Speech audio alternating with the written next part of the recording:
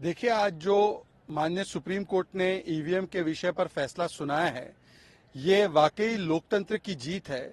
और जब लोकतंत्र का महापर्व चुनाव चल रहे हैं, उस समय पर पूरी दुनिया भारत के लोकतंत्र का गर्व मनाती है, भारत के लोकतंत्र की प्रशंसा करती है। पर कुछ ऐसे लोग हैं जो मोदी विरोध में उतरते उतरते, जो बीजेपी विरोध में उतरते उतरते भारत के संवैधानिक संस्थाओं पर, भारत की लोकतांत्रिक संस्थाओं पर, भारत के अन्य संस्थाओं पर और भारत पर भी सवाल उठाने से और उस पर कुठाराघात करने से नहीं चूकते। आज उन लोगों के लिए करारा तमाचा है। आज जो लोग भी ईवीएम का बहाना बना रहे थे, दरअसल ये ईवीएम बहाना है। जब हार होती है तो परिवार को बचाना है, इसलिए संवैधानिक संस्थाओं पर सवाल उठाना है। ये लोग अंबेडकर जी का और संविधान का विरोध करने वाले लोग हैं। और आज इनको बताना चाहिए कि इनकी जो हिपोक्रेसी है कि तेलंगाना में चुनाव होता है, जीतते हैं तो ईवीएम ठीक होती है, पंजाब में ईवीएम ठीक होती है, पर जब केंद्र में चुनाव हारने वाले हैं तब ईवीएम खराब हो जाती है। आज ऐसे लोगों को एक जवाब देने का काम सुप्रीम कोर्ट की तरफ से हुआ है। देखिए, आज टीएमसी का मतलब तृणमूल कांग्रेस नहीं बल्कि तालिबानी मानसिकता एंड कल्चर बन चुका है।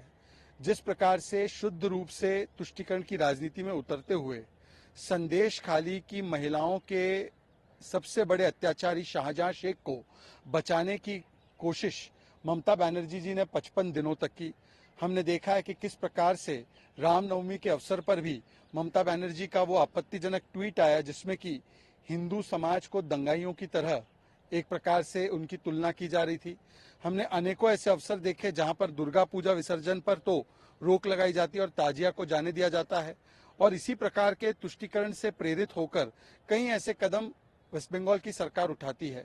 आज वेस्ट बंगाल में इसी तुष्टीकरण की राजनीति के चलते वहां पर महिलाएं सुरक्षित नहीं है, वहां पर आम जनमानस सुरक्षित नहीं है। वहां पर केवल अगर कोई सुरक्षित है तो वो भ्रष्टाचार का सिंडिकेट और शाहजहां शेख। और इसी भ्रष्टाचार के सिंडिकेट के चलते किस प्रकार से एसएससी स्कैम हुआ, जिस पर कोर्ट ने उसको रद्द करके उसमें जो भ्रष्टाचार हुआ है उस पर कार्रवाई की है। आज उन 26,000 लोगों की जो नौकरियां गई हैं, जो उनके साथ खिलवाड़ हुआ है, उसके लिए केवल और केवल तृणमूल कांग्रेस ही जिम्मेदार है।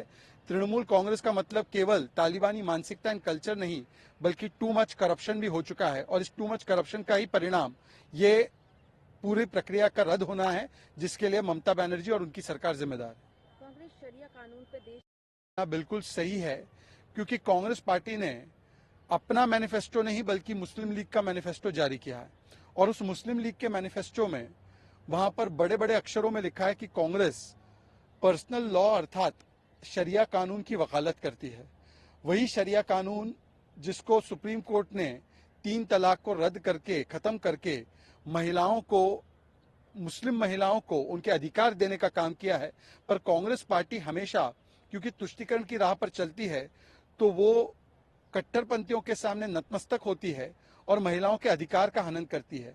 हमने देखा है कि चाहे वो शाहबानू का केस हो या शायरा बानू का केस हो, चाहे वो यूसीसी को लेकर जो कांग्रेस पार्टी का स्टैंड है, या चाहे जिस प्रकार से उनके मुस्लिम लीग के मैनिफेस्टो में शुद्ध रूप से एक समाज को, एक वोट बैंक को रुझाने के लिए या उनको फायदा पहुंचाने के लिए बहुसंख्यक समाज के साथ अन्याय करने का काम कांग्रेस ने किया है, वो उनके मैनिफेस्टो में सिद्ध होता है, दिखता है।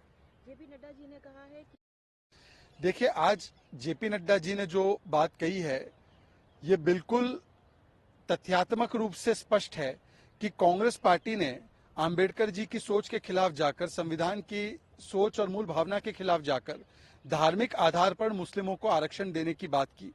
और न केवल देने की बात की बल्कि आंध्र प्रदेश में ओबीसी के कोटे में से इसको निकालकर मुस्लिमों को दिया। कर्नाटका में भी पूरे मुस्लिम समाज को ओबीसी कोटे में से दिया। आंध्र प्रदेश में तो सुप्रीम कोर्ट ने इस पर रोक लगाई थी। जब रंगनाथ मिश्रा कमीशन रिपोर्ट बनी, उसमें भी कांग्रेस पार्टी ने यही वकालत की कि एससी और ओबीसी के आरक्षण में से कांग्रेस पार्टी मुस्लिमों को आरक्षण देना चाहती थी, जो अवैध है, जो गलत है, अनसंवैधानिक है। इसके अलावा हमने देखा है कि कांग्रेस पार्टी चाहे तेलंगाना हो चाहे अन्य राज्य हो, वहां पर भी ऐसी वकालत करती है। और सलमान खुर्शीद जब उनके कानून मंत्री थे तब उन्होंने कहा 27% ओबीसी में से हम 9% मुस्लिम समाज को देंगे। इस प्रकार से धार्मिक आरक्षण देना ये असंवैधानिक है और ओबीसी के कोटे से जब निकाला जा रहा है तो आज जो ओबीसी करने वाली पार्टियां हैं, समाजवादी पार्टी, आरजेडी, उनसे पूछा जाना चाहिए कि क्या ये सामाजिक न्याय है या ये केवल वोट बैंक की राजनीति के चलते एक समुदाय को तुष्टिकरण के तहत हमारे